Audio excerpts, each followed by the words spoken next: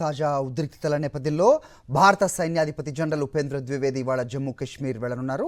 శ్రీనగర్, ఉధంపూర్లో పర్యటించనున్నారు. ఆయన కశ్మీర్ లోయలోని ఆర్మీ కమాండర్లు, ఇతర భద్రతా ఏజెన్సీల ప్రతినిధులతో భేటీ కానున్నారు.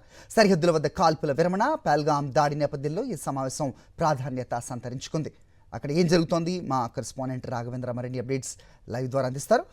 రాఘవేంద్ర, హరి, ప్రస్తుతానికైతే ఆర్మీ చీఫ్ మరి కాసేపట్లో శ్రీనగర్ చేరుకోబోతున్నారు. ఇక్కడ నుంచి నేరుగా పహల్గాం వెళ్తారు. అక్కడ బైసారన్ ప్రాంతాన్ని కూడా ఆయన సందర్శిస్తారని కూడా మనకు సమాచారం అందుతుంది. అక్కడ సెక్యూరిటీని కూడా ఒకసారి రివ్యూ చేస్తారు.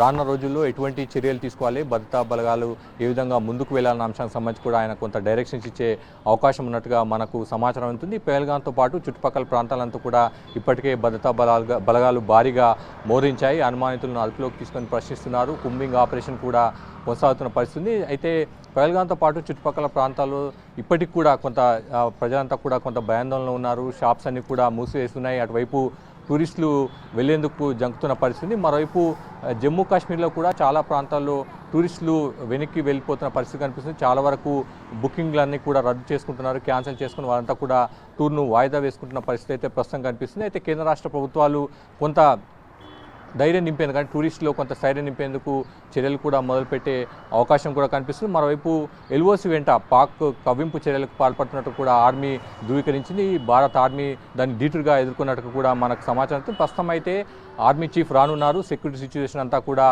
రివ్యూ చేస్తారు. రానున్న రోజుల్లో భారత్ ధీటుగా బదిలిచ్చేందుకు సిద్ధమవుతున్నట్టు మనకు కనిపిస్తుంది. హరి, రైట్. 3 రోజులు గడిచిన తర్వాత అక్కడ జనజీవనం ఇంకా కొంచెం భయం కనిపిస్తుందని చెప్తున్నారు. సాధారణ పరిస్థితి వచ్చే అవకాశం ప్రస్తుతం అక్కడ ఏదైనా ఉందా? అఫ్కోర్స్ ఇక టూరిస్టులు అయితే ఇప్పుడల్లా అక్కడికి వెళ్ళే పరిస్థితి ఉండదు అని కొంతమంది చెప్తున్న సిచ్యువేషన్. మీరు లైవ్లో అక్కడ ఉన్నారు. సో ఎలాంటి సిచ్యువేషన్ గమనిస్తూ ఉన్నారు మీరు, రాఘవేంద్ర?